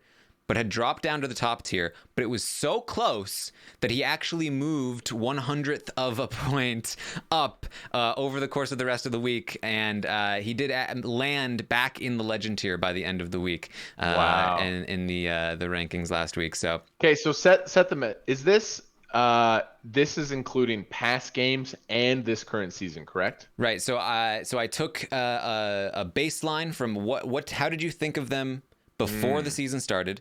How do you think of them after the premiere? How do you think of them after week 2? And now we're looking at what do you think week 3? Where do you see them? And so my prediction is that we're going to see a lot of movement, a lot of like reactionary movement, but then for the most part, we'll see things start to, being pulled back to where they were before, unless we get constant reinforcement of that movement. There's going to be a recency bias. People are going to remember the previous episode a little bit more. Okay, I agree with most. I can tweak a few things on this list, but I can get down. I might bump Tony up to Legend tier in terms of, well, if entertainment's a metric, he would be in a Legend tier. But this is a pretty good list. Yeah, I think this is focused on strategy, but there's no clear criteria here. Bonus marks for entertainment for sure. I think I would drop Ethan to middle. Well, we'll see what happens here. Yeah. So what has happened is that Parvati actually started on top, followed by Sandra and then Rob. Over the course of the previous episodes, Rob has been steadily climbing. However, what we're going to see here in the Legend tier is that Rob is going to actually fall behind Parvati and Sandra with this episode. His legacy has gone down, and I will say I actually disagree with this one personally. I feel like, because I've seen this sentiment a bit after this episode, that Rob is playing an inflexible game. He doesn't have the ability to adapt to different situations. He always plays the same way. And this is what Rob Sesternino said on the Know-It-Alls last night, which I think he was making a good point, and I think he's completely right. But I think it might be being interpreted in a way that isn't favorable to Rob, Boston Rob, when I'm not sure that should be the case. Because as I've gone through this episode, like I said, when Rob is presented with a situation where he's in the minority and people want to take a shot, they're going to him and they're not actually taking a shot at him. And it's not that he's inflexible, it's that he is not letting them walk over him in the same way that Jeremy wasn't necessarily letting people walk over him. So I think there's a neat comparison here. In the first episode, we saw Tyson and Kim both be put in a spot where they were in the minority. They were either told or were able to suss out that they were in the minority. And we saw two different reactions. We saw Tyson go like, all right, anybody but me. Kim, Amber, I don't care. We saw Kim kind of like freak out. I've never been here. And just kind of like just begged on her knees, just like, please, not me. What we see from Rob is different. And I think it's because of how good he is personally. And, I love Tyson, but I think that the difference here is that Rob has those relationships. When Tyson is told that he's on the outs, he doesn't really know why or how or where everybody stands, because if he did, he could do something about it other than just like hope for the best, right? But Rob knows exactly where everything stands. So when Adam tells Rob, hey, it's Parv, Rob is able to go, okay, well, I know who I need to go to make this, to do something about this. He goes to Jeremy and Michelle. And no, he does not succeed in getting a target off of the old schoolers in general, but there's a massive difference in what happens in this tribal, what actually happens and what could have happened. Ethan going home is actually much better for Rob in the way that it happened, because like I said, now Jeremy and Michelle are much more open to potentially working with Rob and Parv because they ousted Adam. If Adam had been leading the charge and had successfully taken out Parvati, then it would have been 5 against 2, Rob and Ethan, where Rob is the much bigger target of those two. But now there's a much more messy situation that they've got to deal with, and that's largely because of how Rob responded. I don't think it was a bad way to respond. I think it was one of the best ways to respond. Yeah. The only way it could have been more successful is if he had actually been able to take Adam out. But, you can't always work miracles. But I think what I'm saying here is that the more I see of Rob here, the more I value what he's saying when he says that relationships are what are important in this game. And his relationships seem to be rock solid, and they seem to be coming in handy at every step of the way. And I don't see him as being inflexible. I see him as being successful in being able to do these things where other people might not be, because he knows the lay of the land and he has those relationships. That was a lot, but all very well said. And Rob's game is a little bit tough to interpret this year. I agree with a lot of you said, but he feels a little stiff, though. He does feel a little inflexible. To me personally, I got that sense watching this episode of him maybe not being as fluid as he could be in the future, because he seems like Parvati, Ethan, these are my people, and under no circumstances will I turn my back on them. So I hear what you're saying, but I do agree with the people voting on the survey that I would bump him below Parvati and Sandra in the top legend tier. All right. It is very close. It is each one of them are separated by 1/100th of a point. So it's a blessing that those three are still in the game after four tribals. I thought one of them for sure would get taken out just because they are in the red alert target, but they've all survived. Very much so. We actually also saw Sandra jump above Parv. So it's Sandra, Parv, Rob by 1/100th of a point. And I think that Parv has also dropped a bit, being targeted now for 2 episodes in a row. Also not getting a lot of content of her saving herself. It's a lot of Rob saving her, I think, which is not helping. But it's also hurting Rob more than it's hurting her. So, And Parvati talking about how she wants to spit out the bones of Adam, and then that plan not falling through. I can get behind that too. I understand. I see where the people are coming from. Yes. All right. We do see that Yul now has a little more definitively dropped back down into the top tier from the legend tier. I said, what is this, like a real-time Stark market? Is this coming in like second by second? I'm showing you the changes. You will drop down like 7 seconds ago? No, I mean, like based on this week's poll. Okay, gotcha. So I thought you were reacting like second by second. No. Yeah. The previous week he ended at the legend tier, but that was after the podcast had aired. I see. And so this time he is a little more firmly up there in the top tier, just above Tony actually. Tony is very high up there as well. But yes, I think, we didn't see a ton from Yul. He got such strong content in the beginning. We saw a reactionary move up, and now I think what we're seeing is that sort of normalization. He's falling a little bit back down. Yeah. I think that Yul absolutely could end up in the legendary tier if he continues to have great content throughout the season, but it's going to take more than just a great premiere episode, it looks like. I completely agree on that. We're picking hairs, like especially between Yul, Tony, and Tyson. All could be in that top legend tier. They're amazing Survivor players, amazing entertainers as well. Yeah. So Tony's right behind Yul, still getting some great stuff. I think that Tony actually he moved up just a little bit in terms of the numbers. Tony's on the rise here based on what the content that we're getting from him. However, previously Tyson was behind Tony. Tyson is actually going to fall back a couple of spaces after this episode behind Jeremy. Makes sense. And also behind Kim. So he had surpassed Kim. Kim started in the legend tier, fell pretty rapidly, then got behind Tyson, eventually fell below Tyson, but now she is. Again, we're seeing a little bit of normalization. She started very high.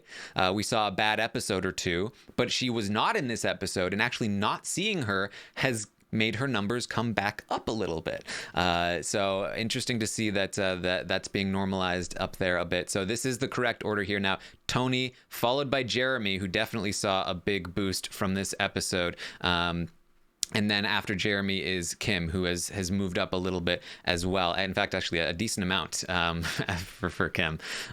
So there's Kim. And then Tyson falling there. And then after Tyson is Sophie. Did Sophie start in the middle tier and get bumped up to the top tier after such a strong premiere? That makes sense, yeah. Yep. Sophie's still hovering right around the same space right now. She, based on the strength of what she had, she is not falling back down right as of yet. And she's still, in my opinion, in the best spot of the game. Whoa, the best? Yeah. In the majority, on the majority tribe, and has shields around her that are bigger targets. I could argue for Yule. I think Yule is definitely there as well, but I think Yule is a little bit more appetizing as a target.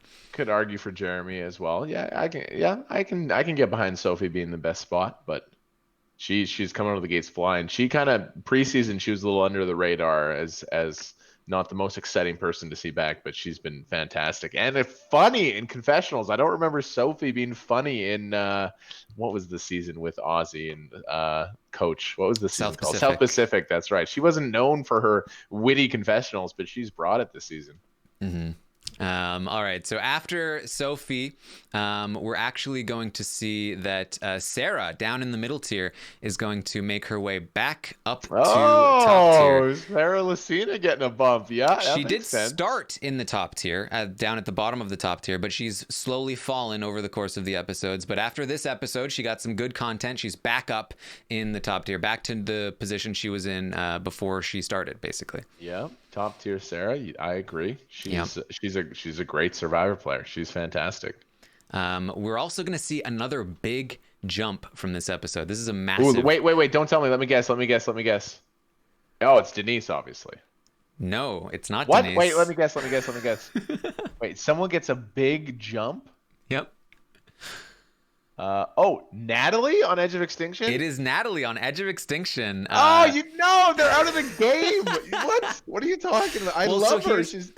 So here's the thing. Natalie started in the top tier. After being voted out first, she fell into middle tier.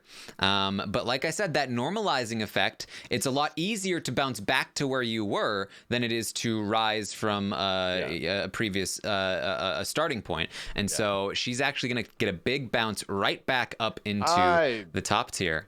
I don't think your stock can go up while you're on Edge of Extinction. She's doing amazing.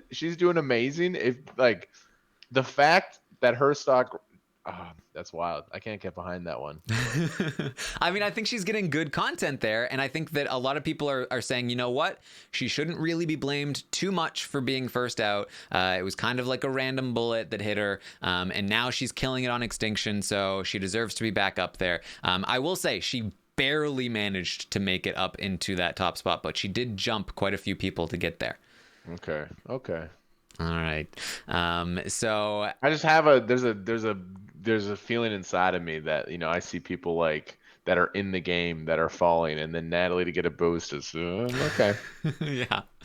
All right. So after Natalie, we are going to see Ethan had previously cracked the top tier. He was starting in the middle tier, got up to the top tier over the last couple episodes, but we are going to see him when you get voted out, you drop. Your stock drops when you get voted out. Only a couple of spots. He falls down into the middle tier. I don't think people are blaming him a ton for this vote out. It was pretty random in terms of just it happened to be Ethan. I don't think there was a ton that he could have done about it, but he does lose the ground he was making going up. He's going to fall back to about where he started here after being voted out. Makes sense. Yeah. So we got a couple of potentially, I don't even want to say this, but purple edits.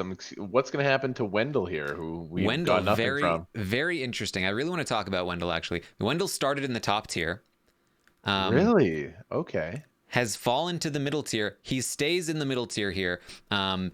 We haven't really seen anything negative about Wendell. I don't think there's a reason that we're seeing him fall like that's negative content. I think it's just that he's not making much of an impact on the season so far. And so, with everybody else moving around, having an impact, he's kind of he's falling a little bit by a little bit. He's getting forgotten a little bit absence of the mind. Yeah, and it makes me very curious about the future for Wendell here. And I want to preface this by saying I am a 100% jumping the gun, and that this is not a guarantee by any means, but if Wendell continues with this, we haven't seen much from him. Maybe he really doesn't make much of an impact on the season. Maybe he just kind of has a quiet boot episode, and he ends up going out. He, I think, has a big reputation from Ghost Island. He had played a pretty dominant game with Dominic, but Wendell versus Dominic, the only tie to ever happen in Survivor history in the final tribal. I'm very curious about this idea of when there's a pair that played really closely together and they both did really, really well, who gets the credit? I think Wendell got a lot of the credit because he did get that tiebreaker. But if anybody has a right to say, hey, I deserve a big chunk of that credit, we tied in the final tribal vote, I think it's Dominic. So I do wonder how Wendell's legacy will impact Dominic's moving forward. I think the closest sort of comparison we can make here is JT and Steven back on Token Chains, where JT legendary status after that season. He was considered one of the best winners. He won unanimously. People gave up their own games for his benefit. Then he goes on Heroes Villains, and as you mentioned earlier, gives away an idol to Russell. Then at that point, people were like, okay, that was bad. But, you can sort of see what he was doing there. Maybe this is not the worst. Then he goes on Game Changers and does not find much success there either. Pretty big gaffe there as well. And I think at this point, his legacy has been pretty tarnished. I think definitely isn't considered a legend anymore. Maybe not even top tier. I don't know. Yeah, maybe even lower. I mean, there's no one's stock who's gone so far up and then so far down as JT. And interesting to that, so people said, oh, Steven, it's like, Exactly. Oh my God, Steven was a super important key to his success. And then people wondered into this season, it's like Jeremy worked with Steven. Jeremy won. How can Jeremy do without Steven? And so far, he's doing pretty good. But it would have been, Steven seems to be an amazing ally to work with. Yeah, well, what I think what started to happen was as JT's stock fell, people started to go, you know what? Maybe Steven really was the brains behind that operation. Maybe it was Steven that made that happen.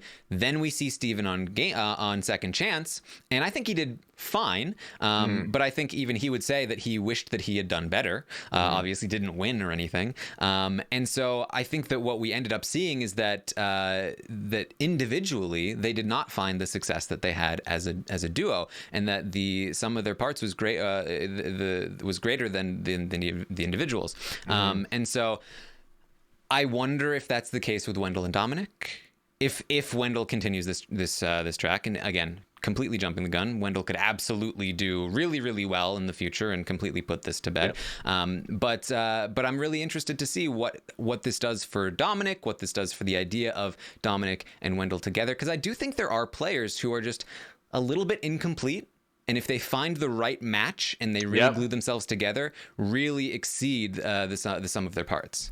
For sure. Yeah, that's very, very well said. Sometimes you need somebody to fill in a role that you can't do. And maybe it's early, though. You are jumping the gun. We can't really give a sentence here to Wendell just yet. Absolutely. He's on the majority pure tribe. Speculation right now. Yeah. So we'll see if it makes sense that he stays in the middle tier to me. All right. Oh, so, Adam. Well, after Wendell, yes, Adam is falling a bit here. We're going to see a drop. Adam was here. Adam had been steadily climbing the middle tier for a little while. As he should. His first episode was awesome. He got the target off his back. He was doing great, but this one's going to take a hit to his Yeah, stock for sure. I was anticipating. I was ready for Adam to crack top tier. I thought this is the trajectory, but this definitely is a hit for Adam. He is going to fall even below Ethan here. It's not good for Adam as he falls still in the middle tier, not to bottom tier. Yeah. But Hey, but he's he's never low. been voted out. He won the game. He hasn't been voted out. He's still in. His torch has never been snuffed. Hmm. So I see you, social media people. Relax a little bit with the Adam. I see the hate that he's getting. Y'all need to chill. The kid won Yes. Survivor. Okay, it's a very high level season. He's out there making plays. Treat him with kindness, please. I see some nasty tweets and it's upsetting. All right, so Denise is going to move up into the second spot here in the middle tier, just below Wendell. Not actually moving up very much, but just due to the nature of everybody else moving down, she is sort of benefiting from that. Small bump. Yeah, she's got an idol. She's in a majority. They keep losing. Win a tribal immunity, Denise. Come on. Find. I see you doing CrossFit. Let's win some tribal immunities here. All right. Well, after we had Denise, we had Ethan, and then after Ethan, we're finally gonna get somebody moving up from the bottom tier. This should not be super surprising. Michelle. Michelle. Yes, who started in the bottom tier, has always been at the top of the bottom tier, is moving up into the middle tier, just behind Ethan. Big bump for Michelle. She is on her way up. She talked about wanting to prove herself, and I think that we're seeing the results of that right here. She is moving up, and if she continues this, I could easily see her continuing to move up. Yep, she got bamboozled in episode 1. She got bamboozled, but she's regained her footing. She's in a power place with Jeremy. I think Jeremy's driving the bus a little bit in terms of that duo, but Michelle had a great episode. She's very deserving of the middle tier here for sure. Mm-hmm. All right. So after Michelle is Adam, and then after Adam is Nick, who is still very low in the middle tier, actually. Just is very slowly falling. He's actually getting kind of close to the bottom tier.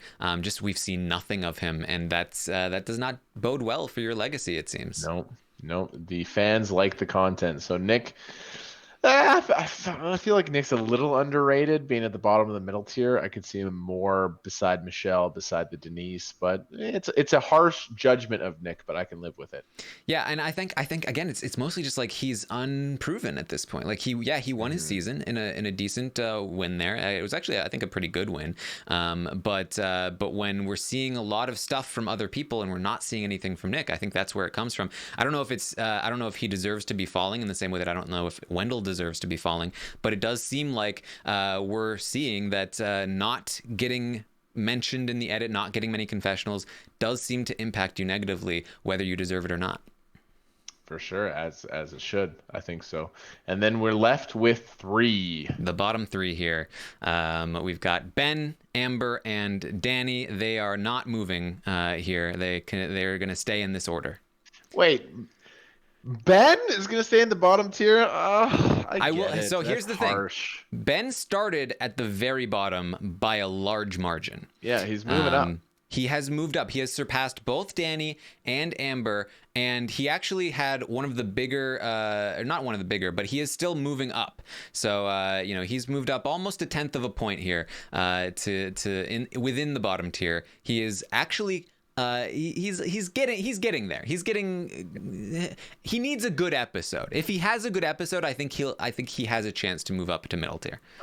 I understand, but I think I would buy Ben stock, him being where I think he's underrated from what he's been doing, but I do get it. People are salty. People hate the fire making challenge. I get it, but there's a couple harsh judgments. Like for Ben to be 4 spots behind Ethan, who just got voted out, it's like, really? But it's all right. Yeah, I mean, this is the audience. They have harsh. The audience harsh is almost judgments. correct. Some of them are definitely wrong. Some of them are wrong. They're pretty on it, but not 100% yet. Mm-hmm. I actually agree with you. I think Ben is in for a deep run here. I think so. We're gonna get a lot of Ben, which I can live with for sure. Ben is. It'll be interesting to when we potentially get to a final 7 or a final 6. Are people going to look at Ben as a final 0 vote finalist, or sorry, I got my brother's calling me. Or does Ben actually have a chance to win this game. I think he does have a chance. It's unlikely, but he's live. He has live win equity for sure. Yeah, I feel like I think he has a deep run. I don't know if he has a chance to win. I don't know if he has the respect of his peers right now. You're right. It would be tough for him to get the final. He just doesn't have the eloquency that some of these other players do. He has some charisma, but is when Denise talks, when Parvati talks, when Boston Rob, it's magic. They're just like it's almost undescribable. Ben isn't quite as well spoken, and he had a bad final tribal in his Heroes versus Hustlers, right? He barely got that win. I remember over Chrissy. So I would buy Ben being where he is, though. I think his stock is undervalued. Yeah, I agree. Any others that you really disagree with that you haven't mentioned? I think Nick's a little underrated. I think Ben is a little underrated in terms of overrated. I think Natalie being in the top tier, being on the edge of extinction is insane. That's pretty wild. That's crazy to me. That one doesn't sit well. But it's pretty close here. I can get behind most of this. I'm very curious. Being a winner yourself, can you get into the heads of these people playing on this season? Like, if you had an all-winner season of Big Brother Canada, and you were willing to play, is this in your head? Like, do you think that this is a major component of the strategy of like, what is my legacy if I do something wrong here? Legacy is definitely important, but these guys are all winners. The goal of the show is to win. These guys are playing with house money. Yes, we can rank them. Yes, some winners are, but you won the show. You accomplished the goal. I think you can really come into this season and play loose. Have fun with it. Have that lightheartedness. In my second time playing on Big Brother Canada, and this is one thing I regret, is it was heavy for me, dude. I didn't have a lot of fun. It was, I failed my first season and I got a second chance, and it was a do or die mentality. I like tried to will that into existence. I wish I lightened up. I wish I had more fun, had a jovial spirit to me. And I think someone like Tony, who's coming into this saying like, hey, he's playing loose. He's playing fantastic. He's playing awesome. Someone who's coming in like a little tight, little too serious, maybe Adam potentially there. I know this is a big season, but whether you get voted out first like Natalie or whether you go on and win, these people have accomplished the survivor dream. They won the game. So there is legacies on the line, but it's not as intense as I think people are making it out to be. I Like hear. Rob's a legend. Rob's a legend no matter what happens. He could be the first boot. He could win again. He's a legend. So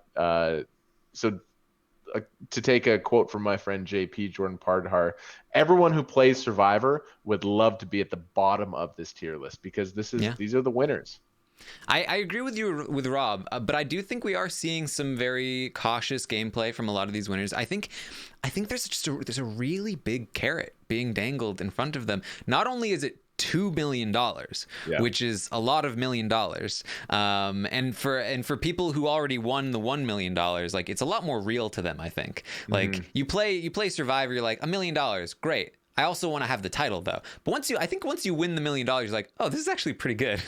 Right? Of course, yeah. The money is I mean, it's the money. I won 100,000 and I got like a taste. I'm like, oh shit, that's right? like crack cocaine. If of you course, had winning money on reality television shows, like sign me up, sign me the fuck up. Excuse me. If you had $2 million dangling in front of you. Oh, and not only that, but if you win this season, you will probably be widely regarded for the rest of Survivor history as either the best player of all time or close to it. This is the highest stakes there have ever been. But I'll take from poker terminology, you gotta play your game. You got to play your game regardless of what kind of stakes you're playing. If you're playing a low stake tournament or a high stake tournament, the game doesn't change, and coming in with a jovial, loose attitude will allow you to make those moves accordingly. You got to bring that lightness. These people are starving. They're on an island. It is a beautiful, but it's also a miserable experience at times. Being around that negativity will suck you dry, and that's when someone like Tyson has had success in past seasons.